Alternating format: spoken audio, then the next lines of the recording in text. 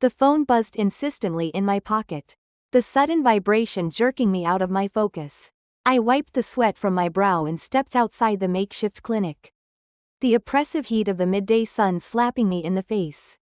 My feet kicked up small clouds of dust as I walked toward the edge of the village.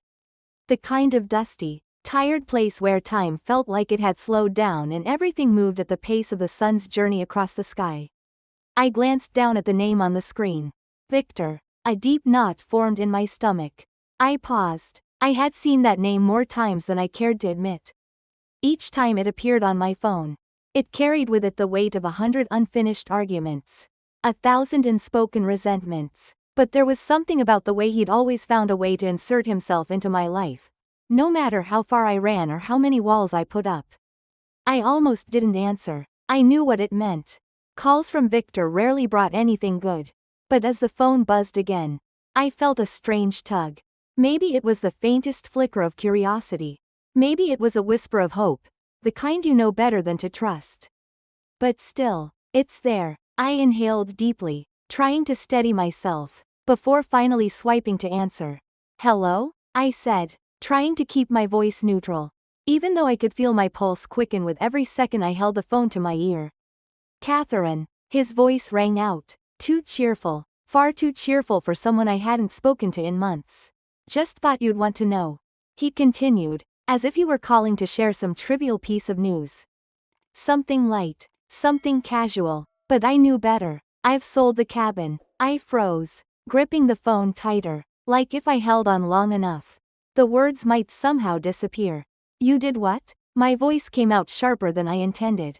Sold it, he repeated, the words rolling off his tongue with the same ease as if he were talking about selling a used car. Not the place where I'd spent more time than I could count, the cabin that had been my retreat. My quiet haven from the chaos of the world. Victor let out a smug little chuckle. Like this was the punchline to some joke only he could understand. Don't look so shocked. It's for the greater good. Mine. Obviously. I could feel my blood simmer. A slow burn rising from the pit of my stomach. You have no right. I shot back, my voice shaking, barely contained rage leaking through the cracks. Relax, he drawled, the same patronizing tone that had always made my skin crawl. I've been handling everything around here while you've been off playing superhero. What's the point of keeping a place you're never around to enjoy anyway? It was an easy way to clear my debts. You'll thank me later. I snapped the phone shut before he could say another word. My heart hammering in my chest. My hands shaking as I stared at the screen. The buzz of the call still echoed in my ears. But it was drowned out by the roar of the storm inside me. Victor had crossed a line.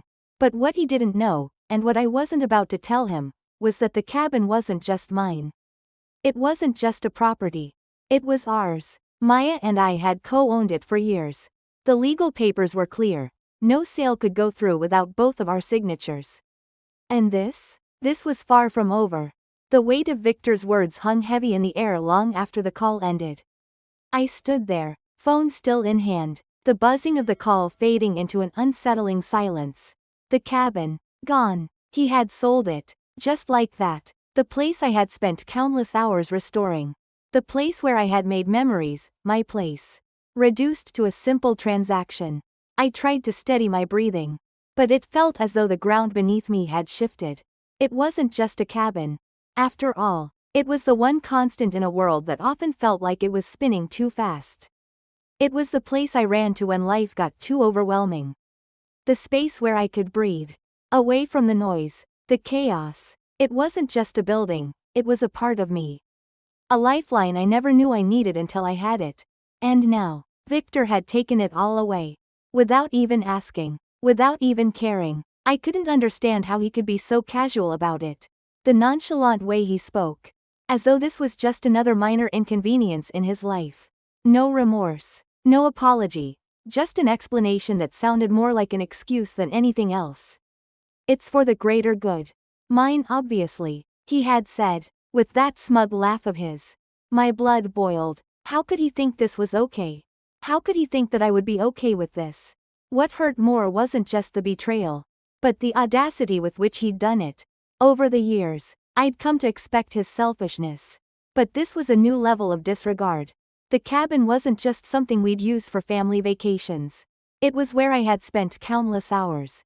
Restoring the old furniture, fixing the walls, making it a place that reflected who I was. It was the place where I had come to find peace after long weeks of work. Where I could recharge when everything else felt like it was falling apart. And now, it was gone. I could almost hear his voice in my head. That calm, patronizing tone, trying to justify it all. "You've been off saving the world," he'd said. "What's the point of keeping it if you're never around to enjoy it?" His words echoed in my mind like an insult. But it was more than that. It wasn't just about the cabin anymore. It was about respect. It was about boundaries. I couldn't just let him get away with this. Not this time. I took a deep breath, steadying myself. I couldn't let him win. I thought about calling Maya right then. But I needed to gather my thoughts first. Maya, my best friend, my partner in all of this. She had been there from the beginning. When we had first co-owned the cabin together. I had known, from the moment Victor sold it, that I needed her on my side. The thing was, I didn't just want to fight this on my own. I needed to make sure we were in the clear legally. Because Victor would try to wiggle his way out of this. The cabin wasn't just mine. It wasn't just his. It was ours. And Victor didn't get to strip that away. Not without a fight. I dialed Maya's number, my fingers trembling just slightly. I tried to take another deep breath.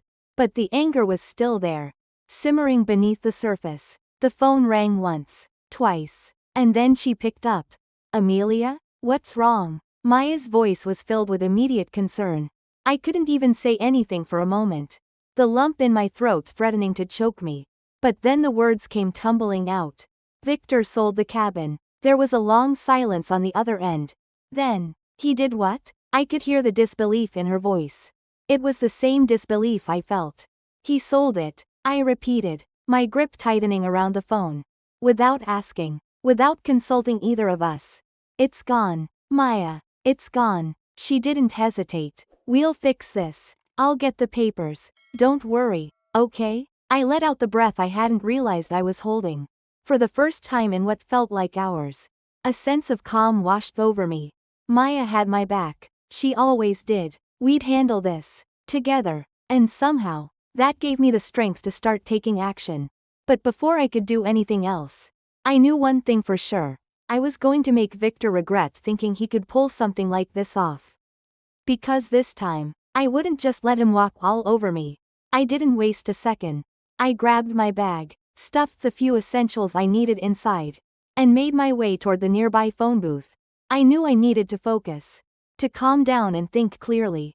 But the anger and frustration were boiling over. I could feel my hands shaking as I dialed Maya's number, desperate to hear her reassuring voice again. "Hey, Amelia," she answered quickly. I could hear the slight echo of movement in the background. She'd already started gathering information. I could tell. "Maya, this is insane," I said, my voice tight with emotion. "Victor. He actually went ahead and sold the cabin without asking me, without asking us. It's like he didn't even think it mattered." She was quiet for a moment, letting the weight of my words sink in. "I know, but listen, we can fix this. We have the law on our side. He can't just sell a property we both own without your consent." Her confidence was like a lifeline, pulling me back from the edge. "Right," I said, forcing myself to take a deep breath. "You're right. We're going to make sure this doesn't stand." "I'm already on it," Maya replied firmly. "I'm pulling up the legal documents. The co-ownership agreement we signed. I'll make sure everything's in order. We'll send him a message he won't forget." Hearing her voice made me feel like I could breathe again. Maya had always been the logical one, the calm in the storm. And right now, I needed that more than anything. As I stood in the phone booth, the world outside felt distant, almost irrelevant. The only thing that mattered was this: the cabin was still ours. And no one, least of all Victor, was going to take that from us. Before I share what happened next, the moment I found out just how far Victor had gone, and how his own recklessness would come back to bite him, I want to connect with you. My amazing viewers, where are you watching from? Drop your country's flag in the comments below. And if you've ever had to fight for something you believed in, something you couldn't let go of, Hit that like button, because the best is yet to come. With Maya on the case, I knew I wasn't alone in this. I wasn't going to let Victor get away with his lies, his manipulations. I felt a surge of determination course through me as I returned to the cabin. I wasn't about to let the man who had been a shadow in my life for so long pull the strings anymore. He thought he could sell what wasn't his. Well, he was about to learn the hard way that I wasn't the same person I was when he first wormed his way into our family. Maya and I had always been a team. And now, it felt more real than ever. The cabin was our history, our shared dreams, and it was time to fight for it, no matter what it took. The drive back to the cabin felt like a blur. I wasn't sure if it was the heat of the day or the intensity of everything swirling around in my mind. But the world outside the car seemed distant, like I was watching it from a different place entirely. All I could think about was Victor's smug face, his careless words ringing in my ears. I tried to shake it off, to focus on the road ahead, but his betrayal sat heavy in my chest. When I finally pulled up to the cabin, I hesitated. The familiar sight of the place that had once felt like home now seemed foreign. The silence that met me as I stepped out of the car was different, too. It wasn't peaceful, it was eerie. Like something had been taken from me that could never be returned. I had to remind myself that this was still my space, that this wasn't over. But in that moment, it didn't feel like my home anymore. It felt like the end of something. I walked inside, my footsteps echoing in the stillness. The furniture that Maya and I had carefully chosen, the walls we'd painted together, all the memories that had been woven into this place felt like ghosts now. It was as though Victor had erased everything with a single decision. The thought of it made me sick to my stomach. How could he have done this to us? How could he have taken away something that meant so much? But as I stood there, feeling the weight of the past and the loss of it all, something shifted inside me. For so long, I had let Victor have the power. I had let him manipulate, control, and take what he wanted without ever standing up for myself. But this time was different. I wasn't going to let him win.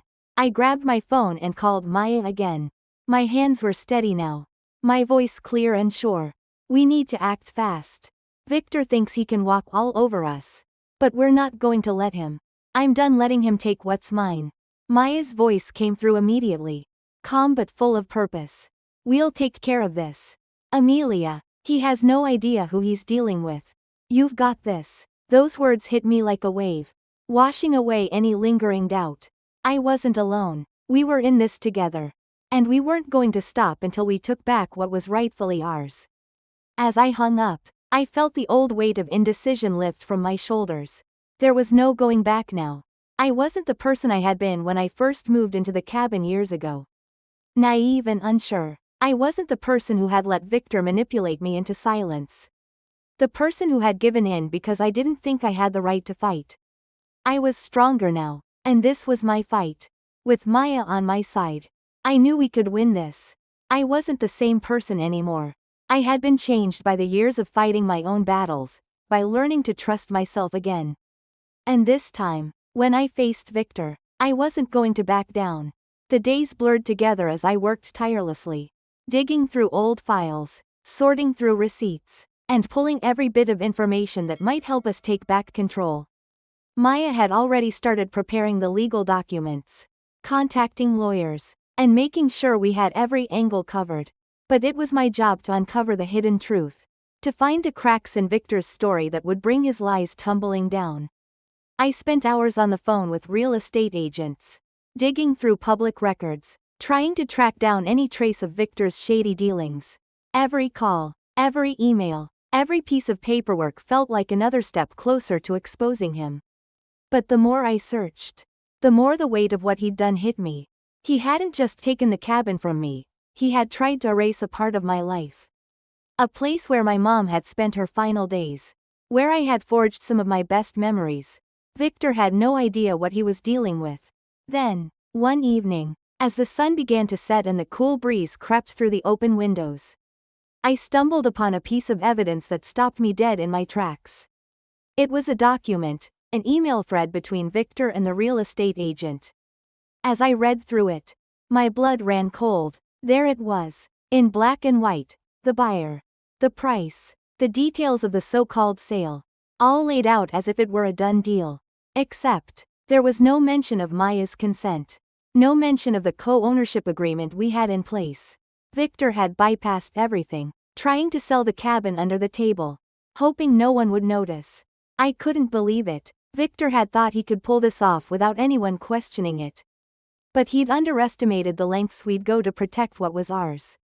I picked up the phone and dialed Maya's number. "Maya, you're not going to believe this," I said, my voice shaky with a mix of anger and disbelief. "Victor didn't just sell the cabin without us knowing. He did it illegally. I found the paperwork. He tried to sneak the sale through without even telling us." There was a brief pause on the other end, and then Maya spoke, her voice steady but laced with a hint of anger. "I knew he was up to something. But this is beyond anything I expected. We've got him now. We'll shut this down for good." With Maya's reassurance, I felt the weight in my chest ease just a little. We were on the right track. We had the evidence, the paperwork, and the legal backing to fight back. But I knew this wasn't going to be easy. Victor wasn't the kind of man who would back down without a fight. He was used to manipulating situations to his advantage. But this time, he wasn't going to win. I spent the rest of the evening pulling everything together, organizing the evidence in a way that would leave no room for him to wiggle out of it. I wasn't just fighting for a property anymore, I was fighting for my own peace of mind. For the ability to stand up for what was mine. This was more than just about a cabin. It was about drawing the line and refusing to let anyone cross it again. As I closed my laptop that night, I knew the fight wasn't over. But it was starting to feel like we were finally in control. And that was a feeling I hadn't had in a long time. The tension had been building inside me for days. And now it was finally time to confront Victor again. I had all the evidence. Everything I needed to prove that he had crossed a line. That he had tried to steal what was mine. But it wasn't just about the cabin anymore. It was about showing him that I wasn't the same person I used to be. I wasn't going to back down. Not this time. I called him, my fingers tight around the phone as I waited for him to pick up. When he finally answered, his voice was as smug as ever, the casual tone grating against my nerves. "Catherine," he said, almost cheerfully, "I've been meaning to catch up with you. How's the volunteer work going?" I took a steadying breath, refusing to let him manipulate me into a conversation on his terms. "Cut the crap, Victor. I know what you've done." There was a brief silence on the other end. He probably hadn't expected me to come at him like this. But I wasn't playing his game anymore. "What are you talking about?" he asked, though I could hear the uncertainty creeping into his voice. "I'm talking about the cabin. The sale. The one you illegally tried to make without consulting me or Maya. We have all the evidence. Victor, it's over. You can't just take something that doesn't belong to you." For a moment, there was nothing but silence. Then, Victor let out a dry laugh. The kind of laugh that made my skin crawl. "You really think you've got me, don't you?" he sneered. "The buyer's paid in full. The paperwork is signed. It's a done deal." I felt a sharp pang of fury. But I stayed calm. "No, it's not a done deal. You sold it without our consent. And legally, that makes the sale invalid. Maya and I own that cabin. And no matter how hard you try, you can't change that." His tone shifted, becoming more defensive. "You're overreacting. It's just a cabin. Catherine, you're never even here. What's the point of keeping it? The point is, you don't get to manipulate people into feeling sorry for you. You've made your choices, and now you'll have to live with them." There was a long pause on the other end, and for a moment, I thought he might finally come to terms with the reality of the situation. But instead, I heard the familiar sound of him slamming the phone down. The conversation was over, but the storm inside me raged on. I wasn't just fighting for the cabin anymore. I was fighting for my dignity, my boundaries, and the person I had become. Victor had spent years controlling and manipulating. But now, it was my turn, and I wasn't going to let him win. Not now, not ever. The days that followed were a whirlwind of activity. Maya and I had put everything in motion. And now it was a matter of waiting for the legal wheels to turn. But even in the silence, there was a constant hum of anticipation. I could feel the tension building as I checked my phone every few minutes, waiting for an update, for a sign that we were on the right track. Then, one afternoon, it came. Maya called me, and I could hear the weight of her words before she even spoke. "Amelia, we've got it," she said, her voice firm. "Victor's sale is officially null and void. The legal documents are all in place. And we've made sure there's no way for him to claim ownership." A wave of relief washed over me, but it was quickly followed by a surge of something deeper, vindication. Victor had tried so hard to get away with it, and now, he was facing the consequences. The sense of victory was sweet. But it wasn't over yet. There was still more to do. We couldn't let him walk away from this without facing the full impact of his actions. I hung up with Maya, my heart still racing. The cabin, my sanctuary, was safe once again. The place that held all my memories, my peace, was finally back where it belonged. But as I stood there in the quiet of the cabin, I couldn't help but reflect on how much this journey had changed me. This wasn't just about reclaiming property, it was about reclaiming myself. I wasn't the same person I was when Victor first tried to take everything from me. I had learned to stand up for what mattered, to defend my boundaries, and to fight for what I believed in. As the days passed, I felt a growing sense of empowerment. I wasn't just going through the motions of a legal battle anymore. I was living out the reality of what it meant to fight for my peace, my space, and my future. And that was something I would carry with me for the rest of my life. But even with the victory so close, I couldn't ignore the nagging feeling that Victor wasn't done. I knew how manipulative he could be, how he would stop at nothing to protect his own interests. The legal victory was a crucial step, but it was only the beginning. Maya and I continued to work closely with our lawyer, preparing for whatever move Victor might try next. We had no intention of letting him get away with any more deceit. This was our moment, and we weren't going to let it slip through our fingers. One evening, as the sun dipped below the horizon, I sat on the porch of the cabin, looking out at the mountains. The cabin was still here, and so was I after everything that had happened.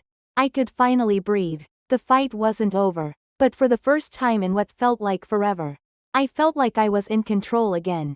And that, I realized, was worth more than any legal victory. The true victory was in knowing that I had found my strength. The days that followed were a quiet kind of victory, a feeling that settled deep within me. But still, I couldn't shake the nagging sense that Victor hadn't fully absorbed the gravity of what he had done. The legal victory was a significant step, but I knew that nothing was truly settled until I confronted him one last time. I couldn't let him walk away from this unscathed, pretending like nothing had happened. It was early one morning when I saw the familiar car parked outside the cabin. My heart skipped a beat before I could even process the moment. Victor. He was here, standing on the threshold of everything he thought he could take from me. Everything I'd fought for. I walked out onto the porch, my footsteps steady, my posture firm. There was no way I was backing down now.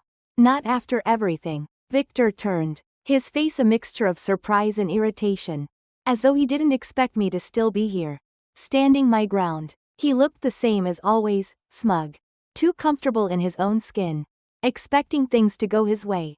But this time, there was something different in the air, something that shifted the balance of power between us.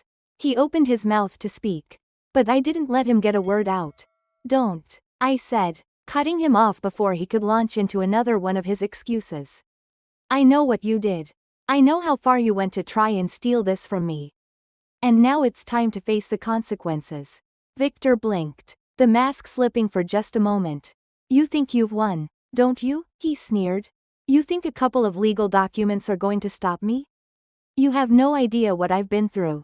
I met his gaze, unwavering. "I know exactly what you've been through, Victor. You've manipulated people, you've used them, and now you're trying to turn everything around like I'm the one who's in the wrong. But you're not fooling me anymore." He stepped forward, his voice rising in frustration. "I had no choice. You've never understood." I held up my hand, silencing him. "That's where you're wrong. You always had a choice. But instead of being a decent human being, you chose greed. You chose to betray the people who trusted you. And now, you'll have to face the consequences of your actions." For the first time, I saw a flicker of doubt in his eyes. He wasn't used to being challenged. Not like this. He had spent years making people bend to his will. But I wasn't backing down. I wasn't scared of him anymore. You're not going to ruin me. He spat, taking a step back, but even his words lacked the conviction they once had. The truth was, he could feel it, too, the change in the air, the shift that had already taken place. The power was no longer his to wield. No, I said firmly, I'm not here to ruin you. I'm here to make sure you understand that I'm not your pawn. And I won't let you take what's mine. The words hung in the air between us for a long moment. And then, without another word, Victor turned and walked away. His steps were heavy, slower than usual, as if he were leaving something behind, maybe even his own confidence. It didn't matter. I had already won. As I watched him leave, I felt a wave of relief wash over me. It was done. The battle was over. But more than that, I realized how much I had changed through this whole ordeal. I wasn't the same person who had once let Victor walk all over me. I had stood up for myself, for what mattered, and I had reclaimed control over my life. I went inside the cabin and stood by the window, watching the sun dip low in the sky. The cabin, my sanctuary, was finally safe, but so was I in that moment. I knew I had closed the chapter on Victor, and on a part of my life that no longer served me. The future was wide open, and for the first time in a long time, I felt ready to walk through it with my head held high. The sun was setting behind the mountains, casting long shadows over the cabin, but there was a warmth in the air that wasn't just from the fading sunlight.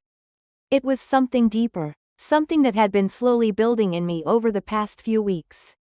I stood on the porch, letting the cool evening breeze wash over me.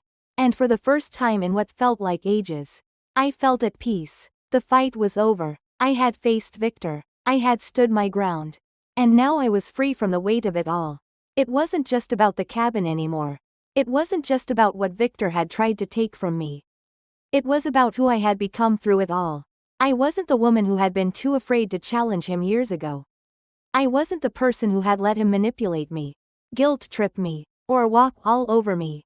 I had grown, and I had learned to fight for myself, to protect what mattered most. As I looked out at the mountains, I thought back to the days when I had first come to this cabin. So much younger, so unsure of myself. The quiet retreat had been a sanctuary. Yes, but it had also been a symbol of something I had yet to fully understand, my own strength. I had always thought of it as a place where I could find peace. But in truth, it was where I began to find the courage to become the person I was meant to be. The cabin had always been a reflection of me, of my dreams, my hopes, and now, my resilience. Maya had been by my side through it all, never once faltering, always reminding me of my worth when I forgot it myself. I had fought for the cabin. Yes, but more than that, I had fought for myself. And that was something I could never let go of. I had found my voice. And I would never allow anyone to take it from me again. I thought about the future. About what came next. The world was full of possibilities. And I wasn't going to let fear or doubt hold me back anymore. The journey wasn't over, it was only just beginning. There was so much more I wanted to do. Places I wanted to go. People I wanted to help. And this time, I was going to do it on my terms. I took one last look at the cabin. At the space that had been my sanctuary for so long. And I knew I was ready to move forward. It had been a place of healing. But now, it was a symbol of my renewal, of the person I had become. The cabin wasn't just a piece of property, it was a reminder that I could weather any storm. No matter how fierce. As the last light of day faded behind the peaks, I felt a quiet joy settle in my chest. The world was wide open. And for the first time in years, I felt like I was truly free, free to live, free to love, and most of all, free to be myself. The journey ahead was mine. And no one, not Victor, not anyone, could take that away from me. And with that, I stepped forward, leaving the past behind me, but carrying its lessons with me as I embraced the future. The next chapter was waiting, and I was ready to write it.